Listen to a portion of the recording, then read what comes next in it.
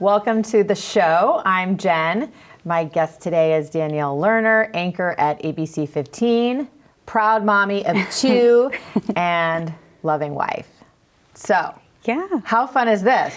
This is amazing. We've done this before, We actually, have. for those of you that don't know. Yes. Except it was a little different. Yes. I did a weekly things to do over the weekend on ABC 15 with you. Yeah. But you were in charge Yeah. and driving the bus. I ran that there. show. So right now we get to put her in the hot seat and ask some questions Yes. and learn a little bit more about your journey. Yeah. Yeah, you actually And- sent that picture this morning of 6 years ago of us. Oh yeah, so that was doing 6 years that. ago. Yeah, which, I mean, think about back then, who would have known? You Yeah. know? So, and congratulations to you on this. This is so Thank you. exciting. No, it means a lot to have you here. You have a great story to share and a way to help others and inspire others. And when I first saw the story, because you did share it on ABC 15, it made me emotional. I'm not a mom. I don't have kids. However, just understanding what you were going through your message. So share some of that and Yeah. tell us what that was. Yeah, sure. Well, and I appreciate you saying that because, you know, everything that I say on this topic of postpartum depression and anxiety, it's not just for moms, you know, it's for anyone who may be around that person, that family, right? I mean, partners, friends, relatives, moms, grandmas, I mean, anybody who has the ability to look out for some of these signs, just to check in with either a pregnant woman or someone who's just had a baby and just keep an eye on her. And so, you know, you're referring to that piece that we did almost a year ago now, which I can't believe how fast time has gone. But my husband and I decided that, you know, we kind of had this platform with me working in media, and we really felt like, as difficult as it would be to go back to that place, that it was important that we did share our experience and our message just to put a face to it, to raise awareness, and ultimately to give people hope who may be navigating through that situation. Because when you are in it, it is very difficult to think that you can make your way out at times. And so, you know, for me, I was diagnosed with postpartum depression and anxiety when my younger daughter was about 6 weeks old. In hindsight, we are almost positive I had it after my first one as well. I was going to ask you that. Yep. And I just thought, you know what? I mean, I've never been a mom. I don't know. I don't know what this is. You know, of course I'm overwhelmed. Of course I'm anxious. And so, you know, in doing a lot of the work after my second, we realized, yeah, you probably had it with her and just untreated, carried it all the way through those 2.5 years. And then once I had my second, all of just the overwhelming nature of having 2 kids under 3 just kind of brought everything to the surface. And so, you know, for me personally, it manifested in panic attacks, just full-on debilitating panic attacks, depression, you know, that went beyond those emotions, right? I mean, I think it's where this gets tricky is it's easy to pass a lot of this off as, oh, well, she's hormonal. You know, she just had a baby. She's not sleeping. Of course she's going to be upset. And so I think once I started having those physical manifestations is when my husband even realized, okay, something's wrong here. And thankfully we were surrounded by an incredible support network that was also noticing some of these changes, and we were able to get access to some great help and on the road to where we are today. That's pretty incredible. And to share it publicly. Yeah. So, not to put you on the spot with this, but have you learned about any statistics, like how prevalent this is? Absolutely. And so in doing that piece that ABC 15 allowed my family to do, which I'm super grateful that they see a value in sharing this as well, and gave me so much time to really research this and to also look at what's available in our state and some of the situations that other women are facing. Postpartum Support International is a great national resource for this. Their statistics currently say that 1 in 7 moms will suffer from some form of, they call it perinatal mood disorder. So that can be postpartum depression, anxiety, postpartum OCD. There's many ways this can manifest. 1 in 10 dads can actually also experience some form of postpartum depression, which I think gets vastly overlooked. We can't forget our partners in this as well. Yeah. And the other thing that I found very interesting was that the symptoms can appear at any time during your pregnancy or up to a year after you give birth. And so again, in hindsight, going back and looking at my pregnancy the second time, I now see this was building for months. We had gone through some changes, some life changes with work, and our lives were kind of a little crazy there for a bit. My schedule had shifted, so I'm caring for a toddler during the day, working all night, and I just remember when I was pregnant even feeling that I need a break. If anything drops, this is all going to fall apart, and not chalking that up to anything.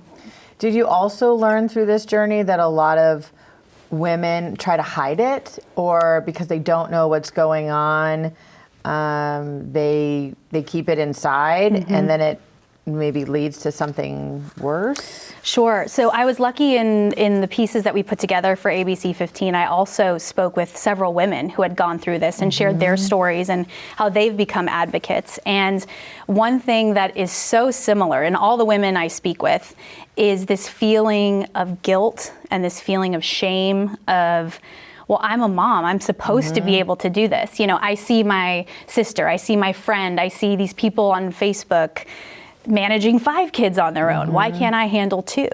And I think that that's where women start to really bring it inside, because you don't want to admit that you're having these feelings, because especially if you're pretty far into it, you might be having some nightmares, some really intrusive thoughts. Women are scared to admit that. There were things I didn't even tell my husband until we had already been on the other side of it.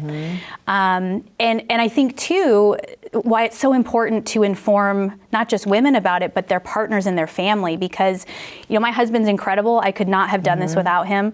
But even in the beginning, there was tension between us, because he would see me not wanting to get up in the middle of the night, not wanting to participate, not wanting to do anything, almost just shutting down. And he's frustrated because he's working. He's, he can't do everything. And then once he understood what was really going on is when he was my biggest champion and biggest supporter of, okay, we need to get you some help. And we always felt blessed that I recognized it. I knew something was wrong, and I sought the help and did the work as hard as it was, but I knew something was wrong. And some women don't. And that's where I can see if it's not treated or at least addressed in some form, I understand how horrible things can happen. Yeah, we've heard some of those stories. Yeah, and it's horrible to think about, but I get it now. And my husband too. He said, I understand now. Have you heard from some women that were inspired by your story, or at least have turned to you for help? Yeah, well, and I think that's what's further inspired me to want to share this.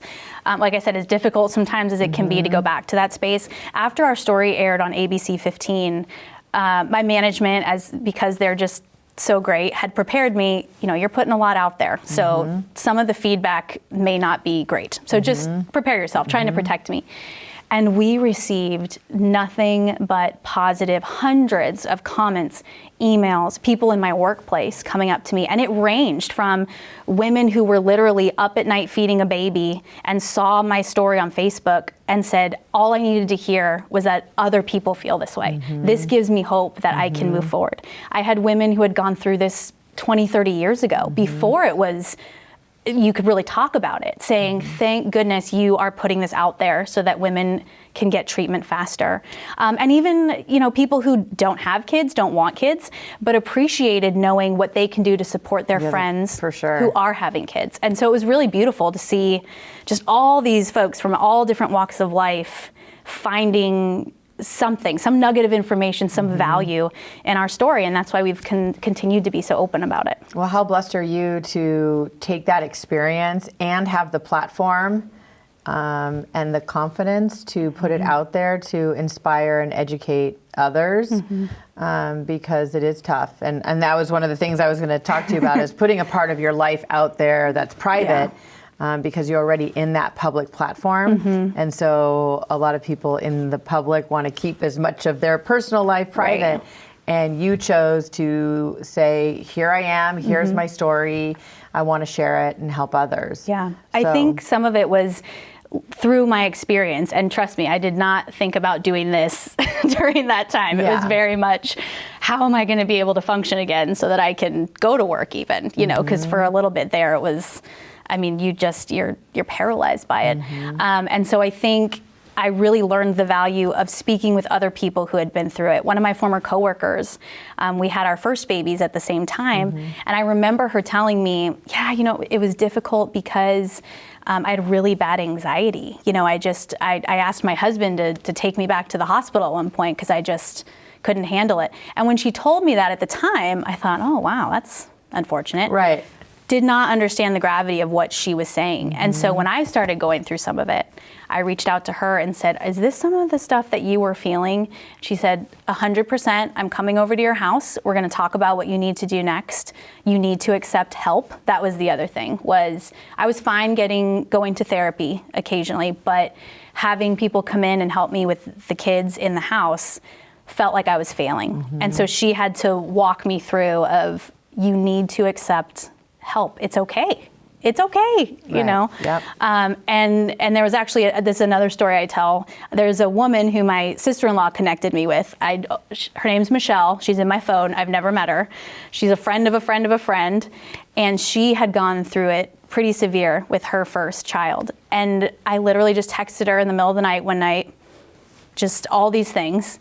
And she would correspond back and forth with me. And it just helped so much. I still talk to her today just to update her on how well we're doing. But just having that person and seeing, okay, people are going through this and they're recovering from it. Right. There's that other side of getting through it. Exactly. Because when you're in it, it's, you don't see that. And so to talk to someone who's been in that place and now is through that. So that was going to be, I wanted to ask you this as well and kind of close out with this.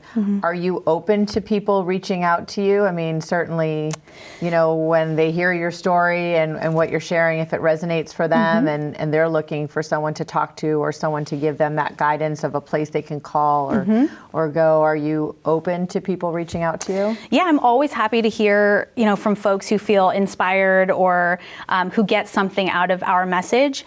And in doing the stories that we did for ABC 15, I've come across many resources here as well. So I'm always happy to point people in the right direction as far as getting help or even just learning more about it.